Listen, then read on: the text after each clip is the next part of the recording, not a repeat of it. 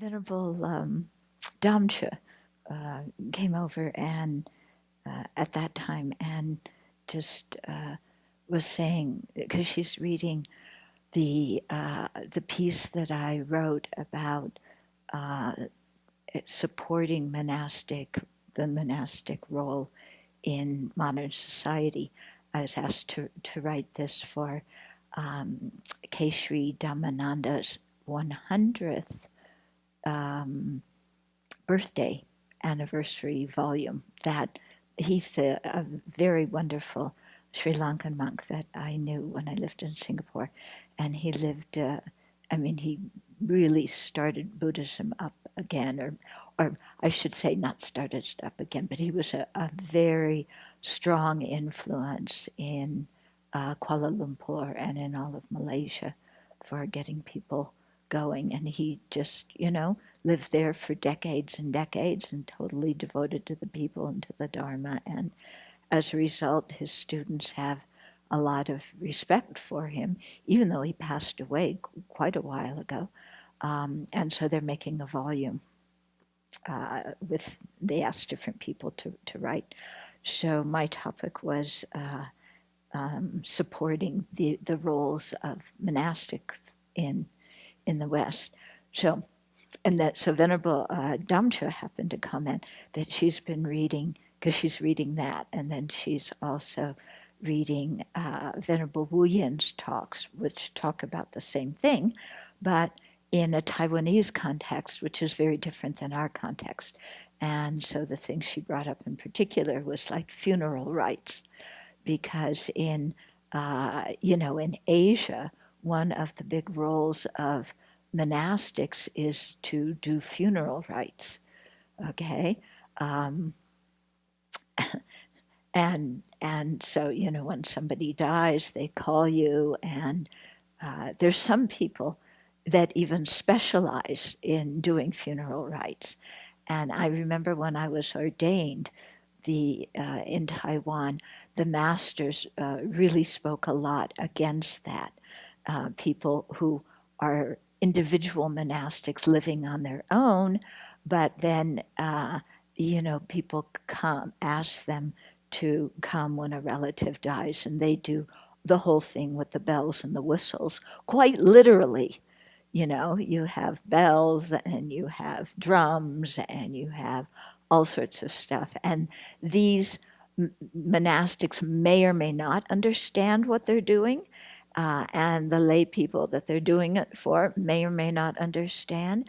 But the lay people think that it's very good and it benefits the people who, the deceased. And of course, they're very generous to these monastics. And so it was widely criticized in my ordination platform, people who have the idea of just being one of these kinds of monastics so that they can get a lot of offerings. Yeah. Sometimes people contact us when people are dying or when people have died, but not so often. In Asia, this happens all the time. You have one request after the other. And in the monasteries, you're often sent out to do that, or people come in. And so I think in the monasteries, probably people have a better understanding, and they're also concentrating more on the meaning of it. And of course, that helps the families more, when people who have studied and have a sound practice, do this as just one part of what they do, not as their profession. But it is a very big difference between monastic life in Asia and our monastic life here, because here it doesn't happen so much that people often will contact us for prayers while people are dying or prayers after people die, but they don't make requests for us to go somewhere, and they don't make requests for us to do special pujas and things like that. which happens often in the Tibetan community, and sometimes to the extent that it actually interferes with the study program, because you have such a line of pujas to do that people have made offerings and requested for. So anyway, the idea is that monastic life in the West is, and the role of monastics in society is going to be different than it is in Asia, and this talk about funeral rites is one glowing example, you can say. I think in our country, monastics are going to be expected to be more socially engaged and to really give much more counseling about the how to deal with the present state of the country and the present state of the world, and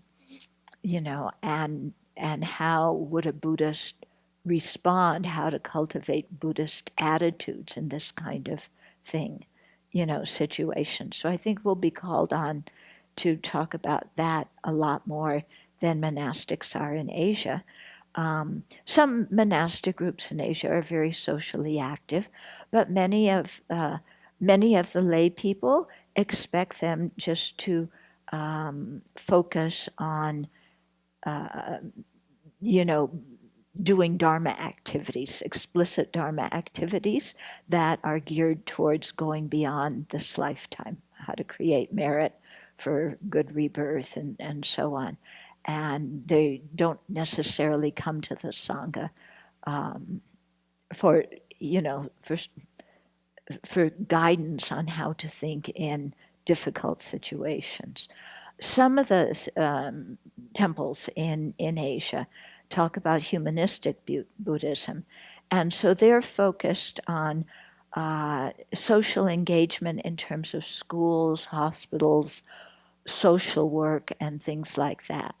But again, not so much related to the political climate. I didn't really want to use the word political because I don't think that we should be political, but I think that we should be able to offer Buddhist advice in the same way Nagarjuna did in Precious Garland about how to construct a beneficial society, here and now, as well as how to create the causes for good rebirth, and of course, always keeping our ultimate aims of full awakening in mind. At least the convert Buddhists are coming to Buddhism.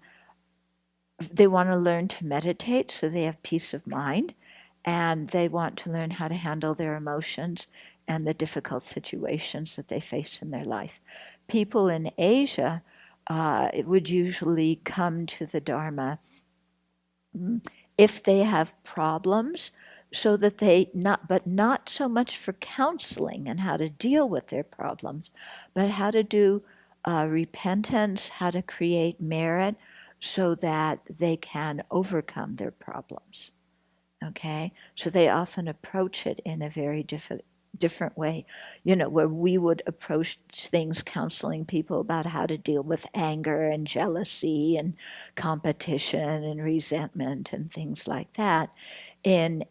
People in Asia would go to the temple to do a lot of repentance ceremonies, to create a lot of merit. And so they work with the difficulties in their life, think more from a karmic viewpoint. Yeah, we're working with people from a karmic viewpoint too, but more from the aspect of learn to tame your mind so you don't create more negative karma that causes more problems in your life. Okay, although some people here, in the West do come and say, I'm experiencing difficulties. How can I purify the karma that's causing it? Yeah, so it depends. In the West, you get people who really believe in karma, but then mostly the people who are new, they're not thinking so much about karma. They're thinking in a much more psychological way of how do I work with my emotions and deal with situations in that way? Yeah, so that's, another big difference. Reminded me of a time when I was experiencing a lot of stress. I was trying to adopt my nephew, and it got pretty crazy, and really crazy. And I talked to Damakusho, and her response was, "Come to the monastery and pray." It's exactly what you're saying. That was the last thing I was thinking about doing. It was the last thing I actually expected to hear. But it shows the difference of what you're pointing to, and it was kind of good for me to go there and be in the shrine room and just her advice is practice. Good, isn't it worked. Yeah, it was helpful, but it was nothing I was kind of expecting. This cultural shift. Yep. Yeah, but it's important, when our mind is just very negative, when we have a lot of confusion, when our relationships with people are kind of nyeh, then it's actually very good to do more purification and more creation of merit. Yeah. Yeah, but we have to learn to think about karma more. We didn't grow up with it.